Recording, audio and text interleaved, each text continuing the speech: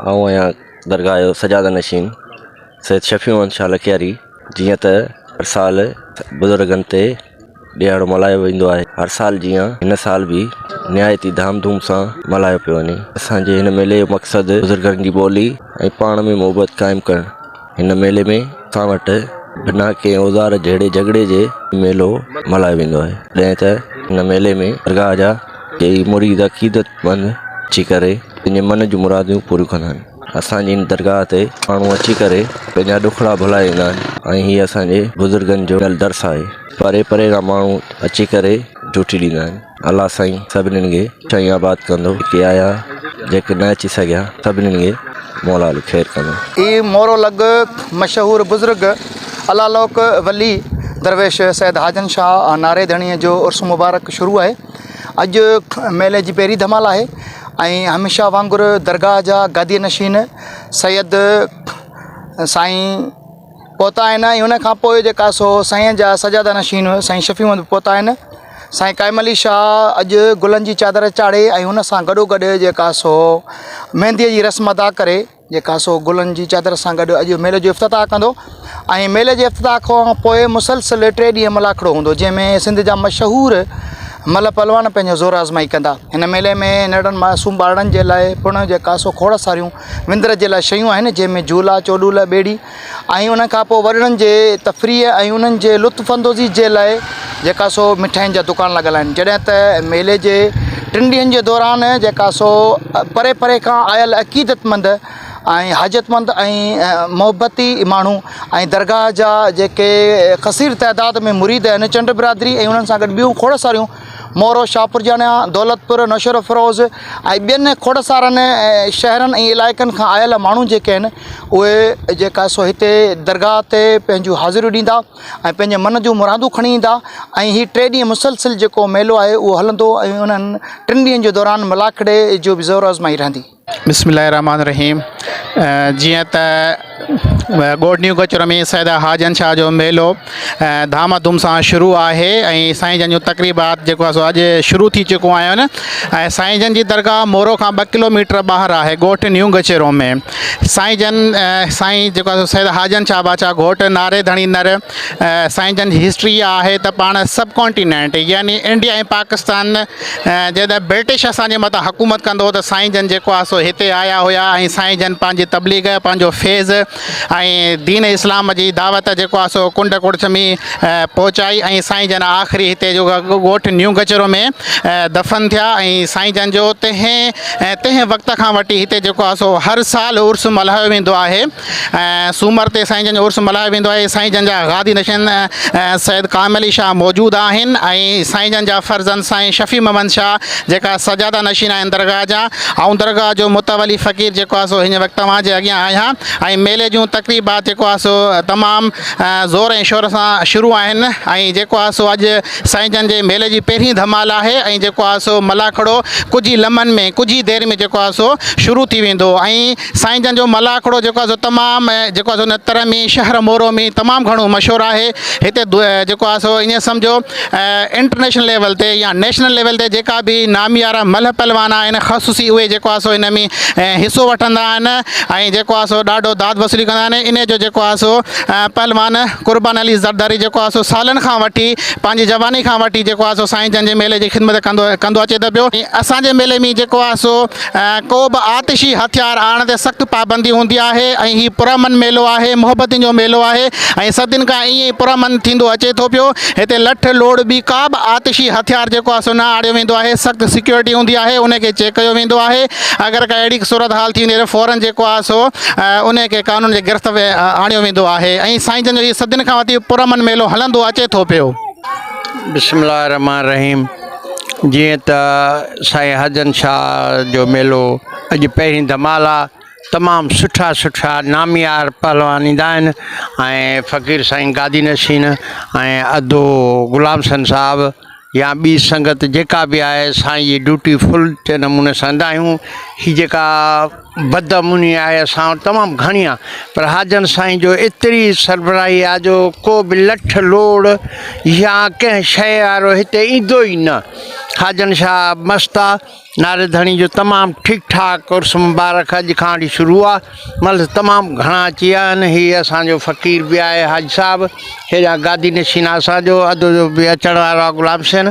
इनशा मलाखड़ो ज़ोर शोर जो थींदो। हिन जा ते का बि असां वटि बदमुनी ॿाहिरि आहे, पर साईं जे ग्राउंड में केर बि हेॾे अहिड़ी का शइ न आणींदो न ईंदो ई। साईं बिस्मिल्लाह बादशाह जी ड्यूटी ॾींदा आहियूं, 12 महीने मलाखड़ो लॻंदो आहे, सबील में वेंदा आहियूं, नंढा वॾा ॿचिड़ा वठी उते का बि अहिड़ी शिकायत न ईंदी आहे। अॻे तकलीफ़ हूंदी, हाणे असांजी जवानी खां वठी असां सोने जी ग़ुलामी ॾियणु लॻा आहियूं। भला सभु मुरादूं शान शाह कयूं, जेका उमेद रखे हेॾे अची पिया उहा पूरी थी पई वञे। जेका सोने पुटनि जे पुट मिलनि था, जेका उमेद सम्झी अचे थो बीमारी अचे थी, उहा बीमारी ख़तमु थियो थी वञे। उन खां बाद में असांजा मालिक आहिनि, असां ग़ुलामी ॾियूं था, अलाह साईं शान शाह क़बूलु कंदो।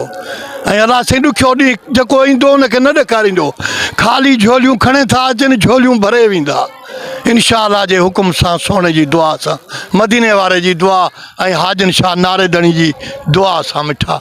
औज़ु बिल्लाहि मिनश शैतानिर रजीम, बिस्मिल्लाहिर रहमानिर रहीम।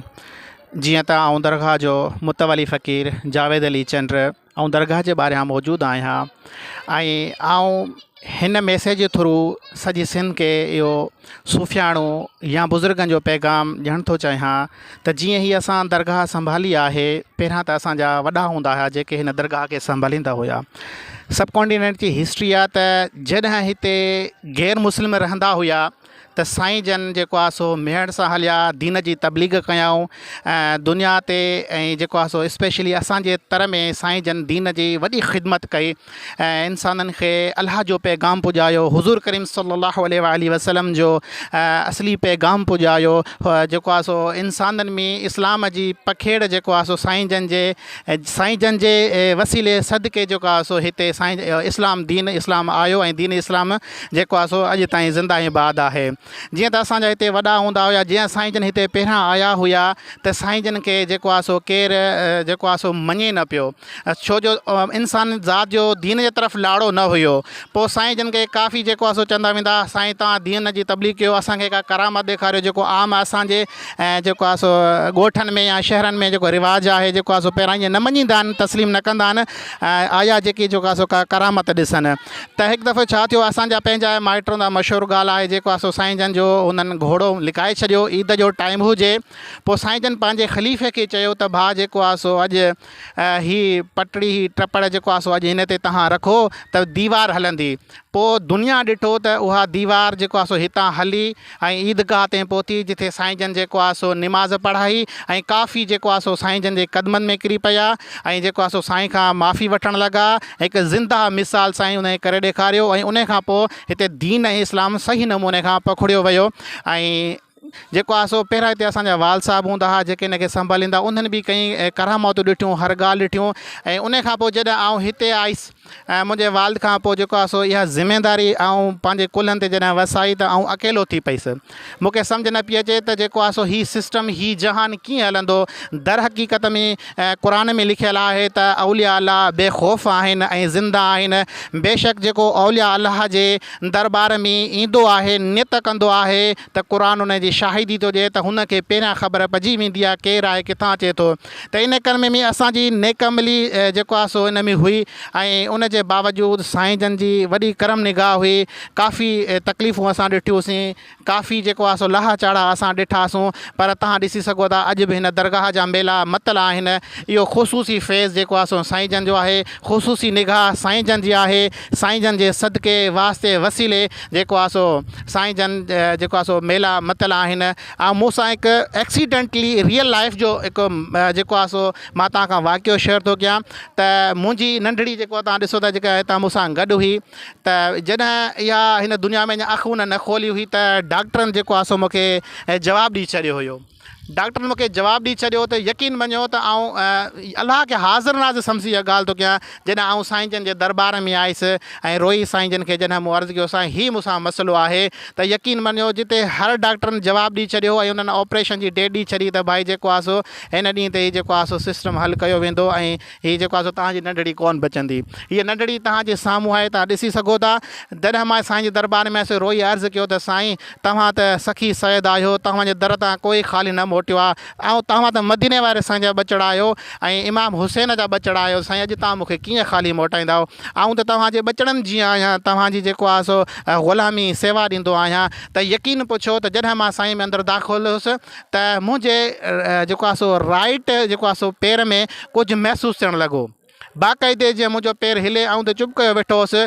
यकीन पुछो पोइ जॾहिं मां घर आयुसि मूं फ़ोन करे ख़ैरियत पुछी त उहे ई डॉक्टर हैरान ऐं परेशान थी विया त जेको असां तव्हांखे डेट ॾिनी हुईसीं तव्हांजी नंढड़ी जेको आहे सो ठीकु न हुई। हाणे अल्हम्दुलिल्लाह उहा तव्हांजे साम्हूं आहे, तव्हां ॾिसी सघो था। हीअ उहा नंढड़ी आहे ऐं जेकी सही सलामत ऐं खेॾंदी वते जेको आहे सो डॉक्टर पाण हैरान थी विया यार जंहिंजो असां ऑपरेशन करे हीअ नंढड़ी असां जेको आहे सो तव्हांखे सही सलामत ज़िंदा न ॾियूं आहे। पर इहो कहिड़ो मौजूज़ो आहे? इहो उहो ई मौजूज़ो आहे जेको ख़ुदा जे वारनि वटां आहे ऐं इहो फैज़ ख़ुदा वारनि वटां ई मिलंदो आहे। परे परे खां माण्हू अची करे ड्यूटी ॾींदा आहिनि।